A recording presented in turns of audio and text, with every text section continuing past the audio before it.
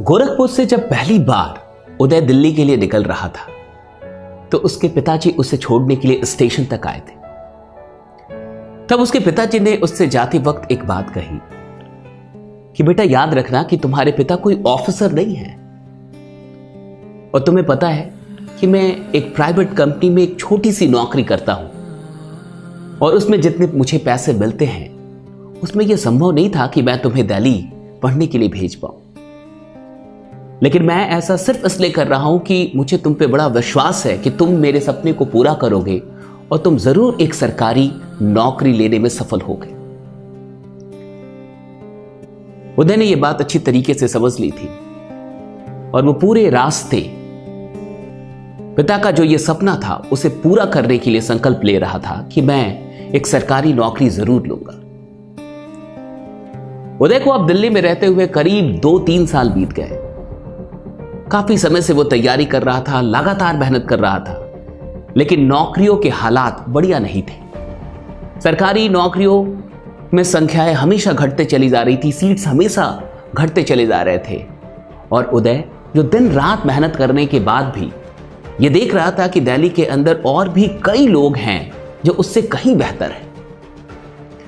फिर भी वो दिन रात सिर्फ इसलिए लगा हुआ था क्योंकि बार बार पिताजी की वो बात याद आती थी कि देखना मेरा एक सपना है कि तुम्हें सरकारी नौकरी मिल जाए और इसलिए मैं भेज रहा हूं, वरना मेरी औकात नहीं थी तुम्हें दिल्ली भेजने की। जब 2.5-3 साल बीत गए तो उदय को ऐसा लगा कि अब तो उसे कुछ करना चाहिए। वो कब तक पिताजी से पैसा लेगा, उसे सेल्फ डिपेंडेंट होना चाहिए। और जब सरकारी नौकरियों में कोई खास भविष्य और कुछ खास उम्मीद उसे नहीं दिख रही थी तब वो कुछ ना कुछ तलाश कर रहा था। तभी उसी बीच उसे नेटवर्क मार्केटिंग का प्लान मिला। उदय को वो चीज बहुत अच्छी लगी। उसे ऐसा लगा कि वो यहां से कुछ बड़ा कर सकता है, इसलिए उदय ने नेटवर्क मार्केटिंग ज्वाइन कर लिया और फिर वो काम करने लगा। सारी चीजें बढ़िया चल रही थी, लेकिन उदय का एक दोस्त, उसी के गांव का एक दोस्त जो दिल्ली में रहता था, उसे ये बात पता चली कि उदय किसी नेटवर्किंग कंपनी में जुड़ गया है और आजकल वो नेटवर्किंग कर रहा है। उसने ये बात उसके पिताजी को बता दी। पिताजी ने जैसे ही ये बात जानी उन्हें बहुत दुख हुआ, उन्हें बहुत गुस्सा आया और उन्होंने सबसे पहले उदय को गोरखपुर बुला लिया। जब उदय गोरखपुर पहुंचा उसे पता नहीं था कि उसे क्यों बुलाया जा रहा है। पिताजी ने कोई कारण नहीं बताया और जब वो घर पहुंचा उसके बाद पिताजी ने उसे बहुत डांटा, इमोशनली भी ब्लैकमेल किया और सारी बातें कही कि तुम भला नेटवर्किंग कैसे कर सकते हो? क्या तुम भूल गए कि मैंने तुम्हें किस लिए दिल्ली भेजा था? मेरा एक सपना था कि तुम सरकारी नौकरी लोगे और तुम मुझसे धोखा कर रहे हो। तुम जाके वहां पे यही जोड़ने वोड़ने वाला धंधा कर रहे हो। क्या मैंने तुम्हें इसके लिए दिल्ली भेजा था? उदय को 2-4 हाथ भी पड़े, बहुत सारी डांट पड़ी और पिताजी ने उसे फाइनली ये कह दिया कि अगर तुम्हें दिल्ली जाना है तो मेरी एक शर्त है कि तुम इन सारे कामों को छोड़ दोगे और अगर दिल्ली जाओगे तो सिर्फ और सिर्फ अपनी तैयारी के लिए जाओगे। अगर तुम ये नेटवर्किंग करोगे तो मैं तुम्हें अब दिल्ली नहीं भेजूंगा और तुम्हें मैं ये यहां भी नहीं करने दूंगा। उदय के पिता को ऐसा लगता था कि अगर ये नेटवर्किंग करेगा तो इसकी जिंदगी बर्बाद हो जाएगी, ये फिर कहीं का नहीं रहेगा और इसका करियर बिल्कुल बर्बाद हो जाएगा और कुल मिला के इसकी जिंदगी में कभी कोई सफलता नहीं मिलेगी इसे। उदय ने अपने अपलाइंस को ये सारी बातें बताई। अपलाइंस ने उदय को सजेस्ट किया कि देखो अभी एक काम करो, क्योंकि तुम्हारे पिता अभी ये समझने के लिए तैयार नहीं है, इसलिए अभी तुम झूठ बोल दो और झूठ बोल के दिल्ली आ जाओ। उदय को एक पल के लिए लगा कि मैं झूठ कैसे बोल सकता हूं। फिर जो अपलाइंस थे उन्होंने ये समझाया कि आखिर तुम ये काम किसके लिए कर रहे हो? क्या ये काम तुम सिर्फ अपने लिए कर रहे हो या अपने परिवार के लिए कर रहे हो? कर तो तुम अपने ही परिवार के लिए रहे हो ना। अगर तुम आज सच बोलते हो तो तुम्हारे पिताजी तुम्हें दिल्ली नहीं आने देंगे और ना ही वो वहां तुम्हें नेटवर्क मार्केटिंग करने देंगे। सो फाइनली तुम्हारे जो भी सपने हैं अपने लिए और अपने परिवार के लिए, तुम्हें वो सब कुछ छोड़ना होगा। इसलिए अच्छा होगा कि आज तुम एक झूठ बोल लो, क्योंकि ये झूठ तुम अपने ही परिवार के लिए बोल रहे हो। उदय को बात समझ में आई और उदय ने फाइनली ये झूठ बोल लिया कि ठीक है पापा, मैं वहां जाऊंगा, लेकिन इस बार मैं नेटवर्किंग नहीं करूंगा, मैं सिर्फ और सिर्फ अपनी पढ़ाई करूंगा। उदय दिल्ली आ गया, लेकिन जैसा कि आप जानते हैं उदय ने अपनी पढ़ाई तो जारी रखी, लेकिन नेटवर्क मार्केटिंग भी करना नहीं छोड़ा। वो दिन के 2-3 घंटे निकाल के नेटवर्क बनाने पे ध्यान देता था और बाकी के समय में वो सेट प्रैक्टिस किया करता था। अब लगभग उदय को रहते हुए 5-5.5 साल हो गए, लेकिन रिजल्ट के नाम पे कुछ भी नजर नहीं आ रहा था। नौकरी नहीं लग रही थी, नौकरी नहीं हो रही थी। और इधर वक्त आ गया 2020 के मार्च का। उदय की एक बहन थी जिसकी शादी होनी थी, और शादी फिक्स हो गई थी फरवरी में ही, और शादी होनी थी नवंबर-दिसंबर में। सारी डेट फिक्स थे, सब कुछ फिक्स हो चुका था। लेकिन मार्च में लॉकडाउन हो गया, और इसी लॉकडाउन में उदय के पिता की नौकरी चली गई। वो एक छोटे से कर्मचारी थे, वो भी एक प्राइवेट कंपनी में। उस कंपनी ने उन्हें नौकरी से तब निकाल दिया, और लॉकडाउन में उस कंपनी ने हाथ जोड़ लिया कि अब हम आपको पैसे नहीं दे सकते, सैलरी नहीं दे सकते, अब आप देख लीजिए।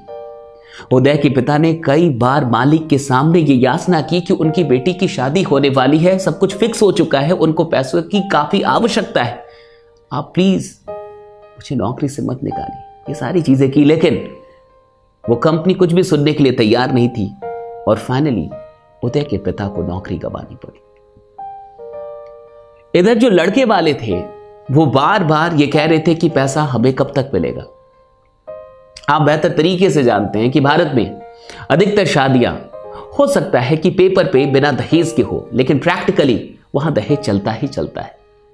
कुछ शादियां डेफिनेटली होती है जहां दहेज नहीं चलता, लेकिन अधिकतर शादियों की रियलिटी आप बेहतर जानते हैं। उदय के पिता काफी स्ट्रेस थे, काफी टेंशन में थे कि आखिर अब वो क्या करें। उन्होंने ये सारी बात उदय की मां को बताई, और मां को सब कुछ पता चला। मां ने ये बात उदय तक पहुंचाई कि ऐसी ऐसी बात है, तुम्हारे पिताजी काफी टेंशन में है, बहन की शादी है, अब उनके पास पैसे नहीं और नौकरी भी जा चुकी। उदय ने घर में किसी को नहीं बताया था कि वो नेटवर्क मार्केटिंग कर रहा है, लेकिन अब उसे नेटवर्क मार्केटिंग करते हुए 2-2.5 साल हो चुके थे।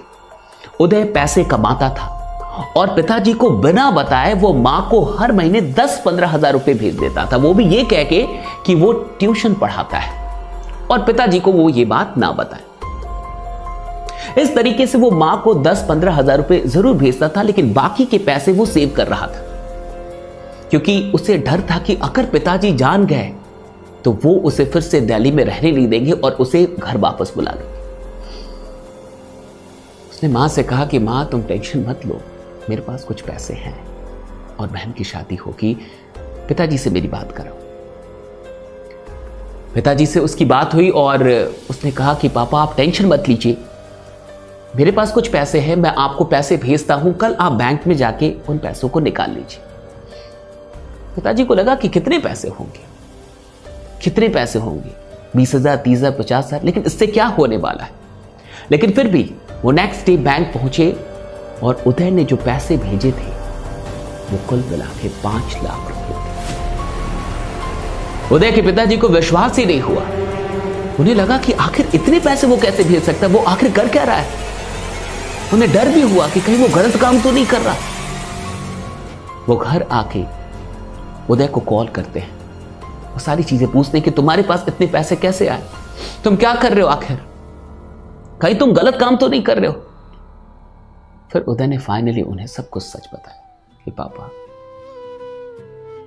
2-2.5 साल पहले आपने मुझे बुलाया था और आपने मुझे डांटा भी था, और आज मैं आपसे झूठ नहीं कह सकता, आज मैं आपसे सच बता रहा हूं कि मैंने नेटवर्क मार्केटिंग नहीं छोड़ी थी। आपने कहा तो था कि तुम छोड़ दो, लेकिन मुझसे छोड़ा नहीं गया। सरकारी नौकरियों की स्थिति में देख रहा था, खुद की भी स्थिति में जानता हूं, इसलिए मैंने ये काम तो जारी रखा, लेकिन मैंने आपको बताया नहीं। आज जो भी पैसे मैंने आपको भेजे हैं मैंने वहीं से सेव किए थे, और अभी मेरी मंथली कमाई भी 50,000 से ऊपर है, लेकिन मैंने कभी आपको बताया नहीं। आपके संस्कार थे, मैंने पैसे गलत जगह पे कभी यूज नहीं किए, मेरे पैसे सब कुछ सेविंग थे। उदय के पापा को कुछ समझ में नहीं आ रहा था। वो कुछ देर के लिए बिल्कुल चुप थे कि मैंने तो इसी नेटवर्क मार्केटिंग के लिए इसे इतना डांटा था और आज इसी ने मेरे इज्जत को बचाया है। मैंने कहा कि लेकिन उदय इसमें तो करियर खराब हो जाता है, बुरी आदतें लग जाती हैं, ये सारी चीजें होती है और तुम्हारी पढ़ाई भी डिस्टर्ब हो गई होगी। तब उदय ने कहा कि नहीं पापा, आप जो सोच रहे हैं ऐसा नेटवर्क मार्केटिंग में नहीं होता, आपको गलत बताया गया है। मुझे कोई बुरी आदत नहीं लगी है और अभी भी मैं हर रोज 2 से 3 सेट्स भी बना रहा हूं, मैं अपनी पढ़ाई भी कर रहा हूं। आप जो नेटवर्क मार्केटिंग जानते थे, समझते थे, जो कुछ भी जिसके लिए आपने मुझे डांटा था, जब मैंने देखा कि वो नेटवर्क मार्केटिंग तो मैं करता ही नहीं हूं, तो फिर मैं क्यों छोड़ूं? इसलिए मुझे आपसे झूठ बोलना पड़ा और आपको बिना बताए मैंने इसे कंटिन्यू किया, मुझे माफ कर दीजिए। उदय के पापा काफी भावुक हो चुके थे। उन्होंने कहा कि बेटा, माफ तो तुम मुझे कर दो कि मुझे तुम्हें समझने में और इस सिस्टम को समझने में, इस नेटवर्क मार्केटिंग को समझने में बड़ी भूल हुई।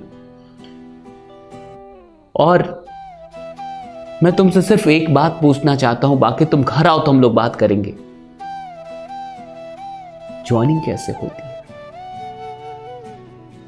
और तुमने अभी तक मेरी ज्वाइनिंग क्यों नहीं कर रही? फिर इसके बाद से क्या हुआ होगा आप बेहतर जानते हैं। उदय के पिता जो ये सोचते थे कि नेटवर्क मार्केटिंग पूरी जिंदगी खराब कर देगी, इसी नेटवर्क मार्केटिंग ने उनकी जिंदगी में बहुत कुछ उन्हें दिया। कई बार माँ बाप को ऐसा लग जाता है कि उनके बच्चे गलत राह पे हैं, लेकिन यह सिस्टम इतना अच्छा है कि जो बच्चे गलत राह पे भी चल गए होते हैं, उसे भी ये सिस्टम उन लोगों को भी अच्छी राह पे ला देता है।